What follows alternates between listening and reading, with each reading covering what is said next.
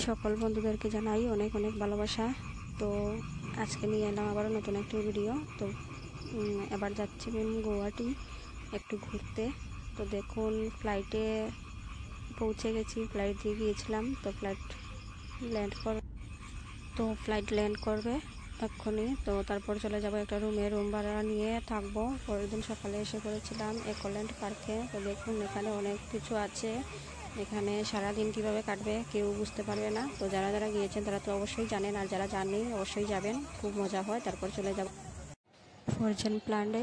তো এখানে দেখুন ভিতরে বরফ আছে, আমরা টিকিট নিয়েছিলাম, আমার ছেলে খুব মজা করছিল। তো ভিতরে তো বাইরে যতটুকু সুন্দর, ভিতরে তার চেয়ে আরও অনেক সুন্দর। তো আমার ছেলে ভিতরে গিয়ে আমরা কি করেছিলাম, আমার ছেলে গাড়ি চড়েছিল। তো দেখুন অনেক মজা হয়েছিল, আর ভিতরে অনেক ঠান্ডা, যার কারণে আমার ছেলে ওই একটা গাড়িতে দেখবেন ওটাতে উঠানোর পর সোজা হয়ে হাঁটছিল, আর জুতাটা ওর অনেক বেশি লাগছিল, তো কমফোর্টেবল না। আর এদিকে দেখুন ও বসেছে পুরো স্ট্যাচুর মতো। তো খুব মজা হয়েছে, কিন্তু বেশি একটা ভিডিও করতে পারিনি, এখানে অনেক ঠান্ডা ছিল। তো ঠান্ডায় পুরো শরীরটা জমে যাচ্ছিল, তো অনেক ঠান্ডা ছিল, নিঃশ্বাস নিতেও খুব কষ্ট হচ্ছিল। তো তাড়াতাড়ি এখান থেকে বেরিয়ে এসেছিলাম।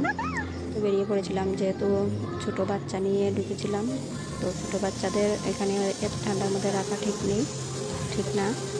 তো তারপর বেরিয়ে পড়লাম বাইরে।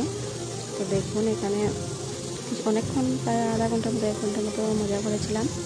তো কারা কারা এখানে গিয়েছিলেন একটু কমেন্ট করে বলবেন, আর ভিডিওটা কেমন হয়েছে বলবেন। তো আজকে এখানেই, সবাইকে গুড নাইট, ভালো থাকবেন। আজকের জন্য এখানেই। তো টাটা, নেক্সট ভিডিওতে নিয়ে আসবো আবারও নতুন কিছু। তো পাশে থাকবেন, সাথে থাকবেন, আমিও আপনাদের সাথে আছি।